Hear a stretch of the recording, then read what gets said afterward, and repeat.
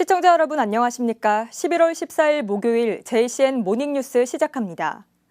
공석인 울산시의회 의장 재선거 후보자 등록 결과 이성용 의원과 김기환 전 의장 두 사람이 등록했습니다. 국민의힘 의원총회에서 이성용 의원이 의장 후보로 선출됐지만 후보로 맞붙었던 김기환 전 의장이 사실상 불복을 선언한 꼴이어서 극심한 파장이 예상됩니다. 전우수 기자가 보도합니다. 오는 18일 예정된 울산시의회 의장 재선거가 한치 앞을 내다보지 못할 상황으로 치닫고 있습니다. 12일부터 이틀간 진행된 울산시의회 의장 선거 후보에 이성용 의원과 김기환 의원이 등록해 의장 선거가 2파전으로 치러지게 된 겁니다. 김기환 의원의 등록은 지난 1일 있었던 국민의힘 소속 의원총회에서 이성용 의원을 의장 후보로 선출한 결과에 대한 불복을 의미하는 것이어서 당내 큰 파장이 예상됩니다. 이 같은 상황을 예감한 듯 보수 성향 지지자들이 국민의힘 의원의 자성을 촉구하는 기자회견을 가졌지만 당내 분열을 막지는 못했습니다. 김기환 의원은 해당 행위 논란 등 적잖은 파장 우려에도 의장 출마 의지는 확고했습니다. 모든 총대를 내가 다 내고 내가 나가는 이유 중에 하나는 순조롭게 후반기에 물려줘야 되는데 순조롭게 물려주지 못했는 그런 책임감이 제가 가지고 있기 때문에 이성용 의원은 이 같은 대결 구도를 예상이라도 한 것처럼 담담한 입장입니다. 지금껏 어두움과 혼란이 울산시의회와 나를 향해 달려왔지만 저는 묵묵히 그 고난을 이겨내고 지금 이 자리에 서 있습니다. 앞으로도 흔들리지 않고 시민 여러분들과 함께 하겠습니다. 의장 선거가 2파전으로 가닥이 잡히면서 전체 22명의 의원들이 과연 누구를 의장으로 선택할지에 관심이 집중됩니다. 국민의힘 의원총회에서는 19명의 의원 중 10명이 이성용 의원을, 나머지 9명이 김기환 의원을 지지하는 등 백중세입니다. 관건은 의장에 출마했다가 투표용지 유무효 논란 속에 국민의힘을 탈당한 안수일 의원, 그리고 더불어민주당 의원 2명 등 3명의 야당 표심입니다. 김기환 의원은 이들 야당 표심이 자신을 향할 것으로 확신합니다. 하지만 김 의원을 지지했던 국민의힘 소속 9명의 의원들 모두가 의원총회 결과를 뒤집고 김 의원에게 표를 던질지도 미지수입니다. 오는 18일 치러지는 의장 재선거가 의회의 빠른 정상화에 시작이 될지 또 다른 갈등의 도화선이 될지 이목이 집중되고 있습니다. JCN 뉴스 전우수입니다. 안효대 울산시 경제부시장이 어제 국회 주요 상임위를 방문해 내년도 국비에 국회 증액을 위한 막바지 총력전을 벌였습니다. 안효대 경제부시장은 어제 맹성규 국토교통위원회 위원장과 안호영 환경노동위원회 위원장, 윤종호 예결위 위원 등 국회 주요 상임위별 위원장과 예결위 위원을 차례로 면담하고 내년도 국회 증액이 필요한 사업에 대한 국비 지원을 건의했습니다. 현재 울산시의 국회 증액이 필요한 사업은 인공지능 기반 물류 플랫폼 실증 30억 원 등 21건 422억 원에 달합니다. 한편 2025년도 국가 예산은 이번 주 상임위별 심사와 예결위 부별 심사 이후 12월 2일 최종 확정될 예정입니다. 울산의 두 번째 달빛 어린이 병원인 보람병원이 어제 현판식을 가졌습니다. 보람병원은 지난 18일 울산시로부터 제2호 달빛 어린이 병원으로 지정된 이후 건강보험 심사평가원과 준비과정 등을 거쳐 지난 2일부터 본격 운영에 들어갔습니다. 울산시는 보람병원 근처에 협력 약국도 함께 지정해 달빛 어린이 병원 이용 환자들이 처방약을 불편함 없이 받을 수 있도록 지원하고 있습니다. 중구청은 어제 원도심 활성화 방안 모색을 위해 원도심 일대에서 구청장 주재 현장 간부 회의를 열었습니다. 김영길 중구청장과 간부 공무원 등 16명은 중앙길과 시계탑 사거리, 옛 중부소방서 부지 등을 방문하며 진행 중인 사업을 점검했습니다. 한편 원도심 먹거리 문화를 부흥시키기 위해 중앙길 일원이 성남 음식 문화거리로 조성되고 중앙동 시계탑 사거리에 시계탑 조형물도 정비에 들어갑니다. 또 오는 29일부터 내년 3월까지 문화의 거리와 중앙길, 젊음의 거리 일대에서 대형 크리스마스 트리와 경관 조명이 설치되며 다음 달 24일부터 내년 1월 1일까지는 인공눈을 활용한 눈꽃 축제도 열립니다. 고려아연이 2조 5천억 원 규모로 추진하려던 일반 공모 유상증자 결정을 어제 전격 철회했습니다.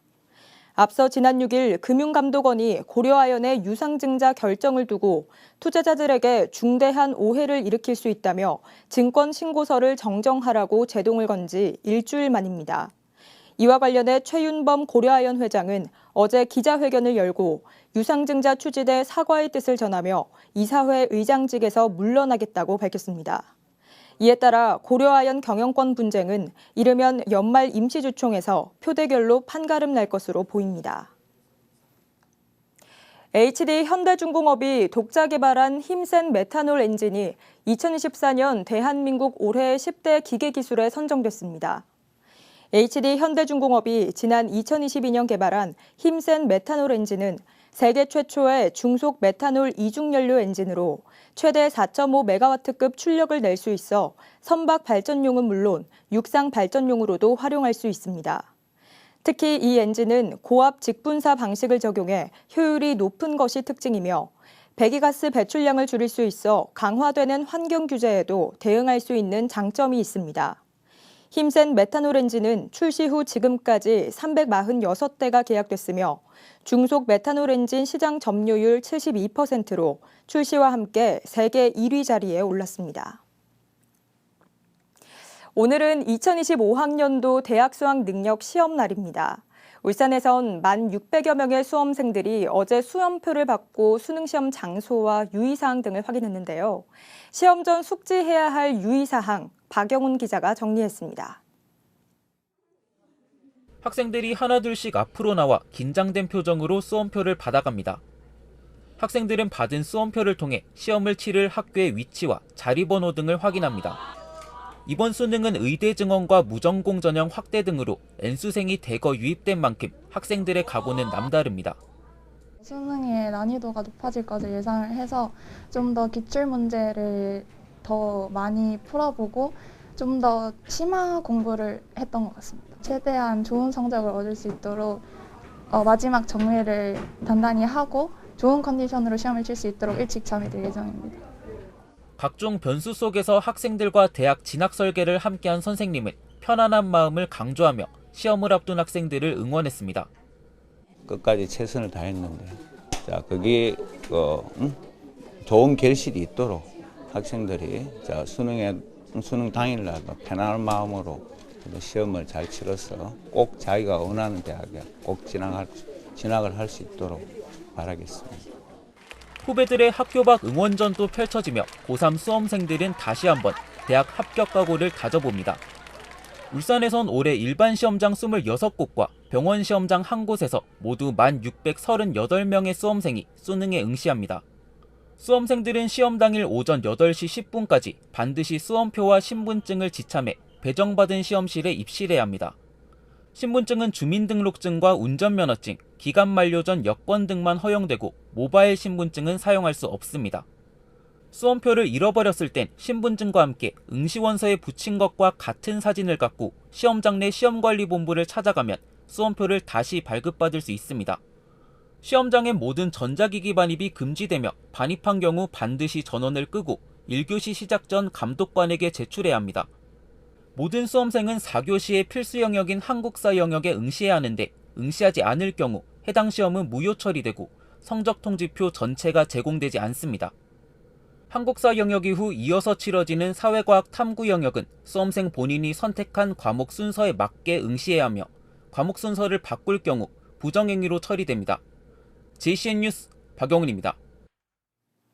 2025년도 울산시 생활임금이 시급 11,785원으로 결정됐습니다.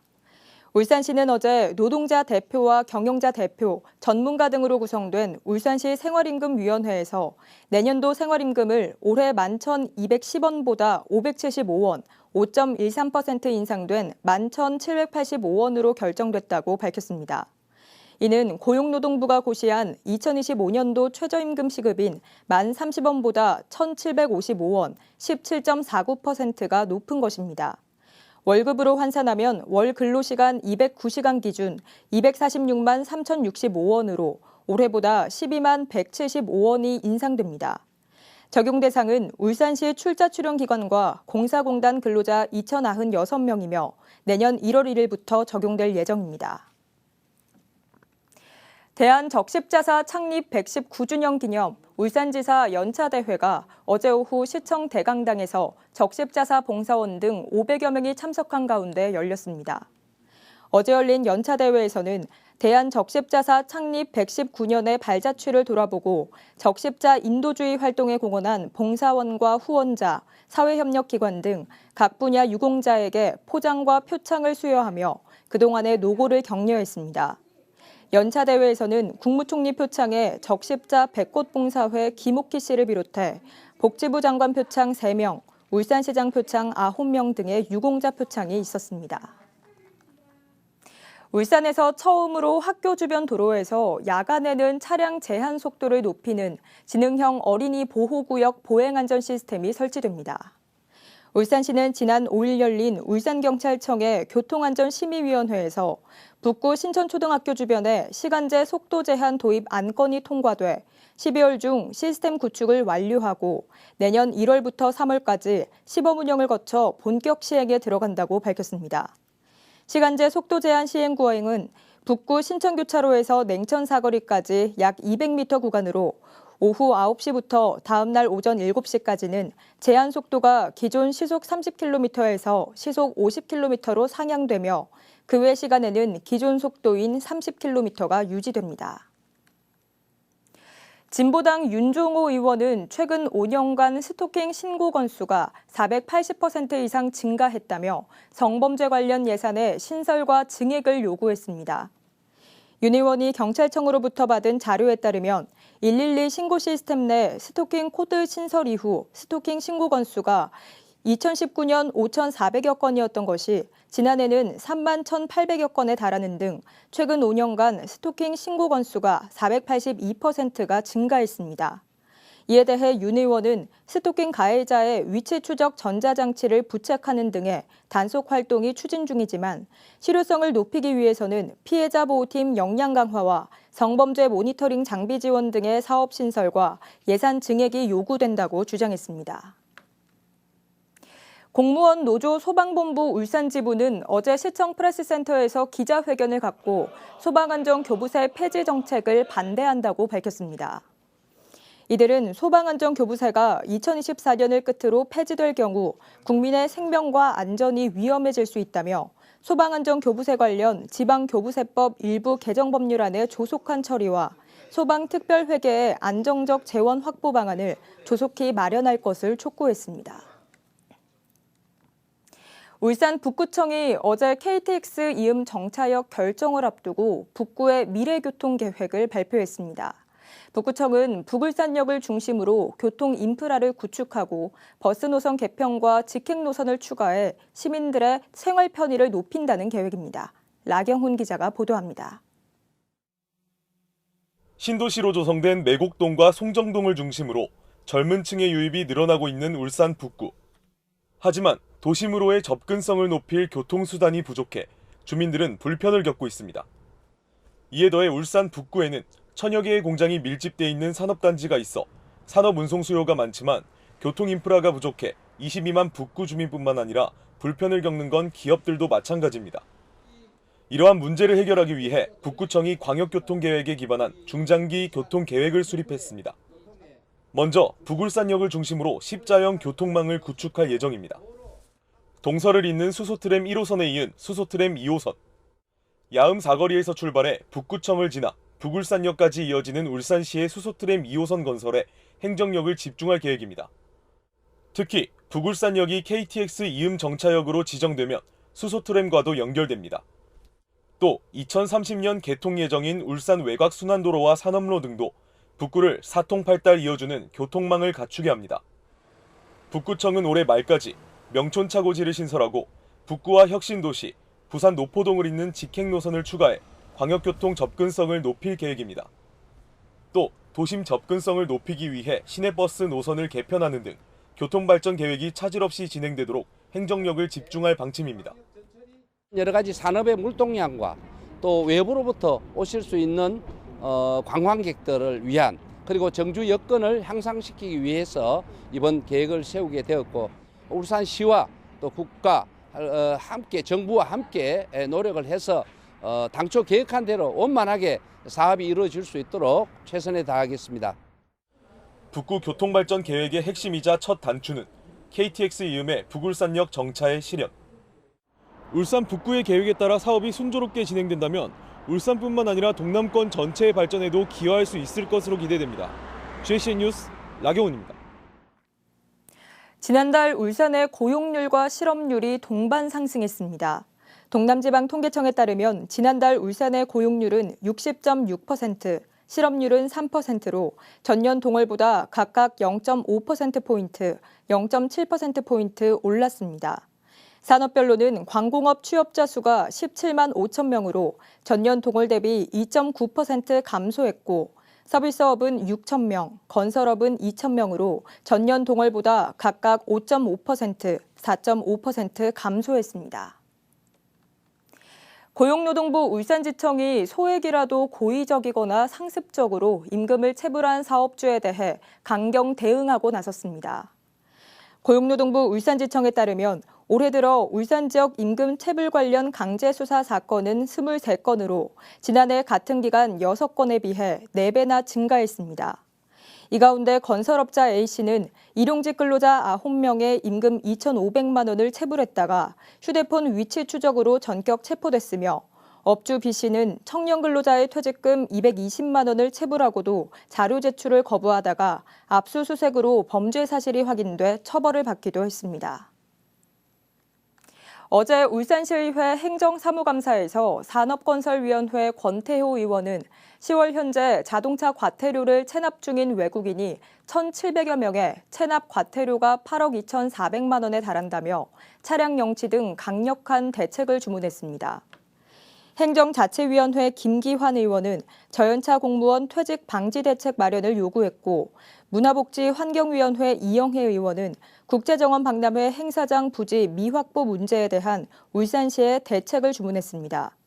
산업건설위원회 방인섭 의원은 차량 등록 사업소에 대한 감사에서 필름식 등록번호판의 불량으로 인한 행정력 낭비를 지적하고 신속한 교체 지원을 당부했습니다.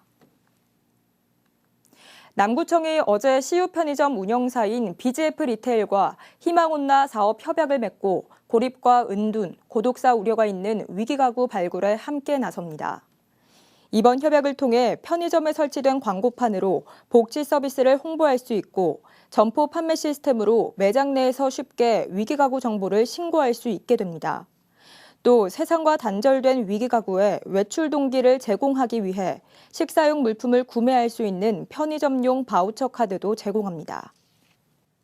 JCN 모닝뉴스를 마칩니다. 함께해 주신 여러분 고맙습니다.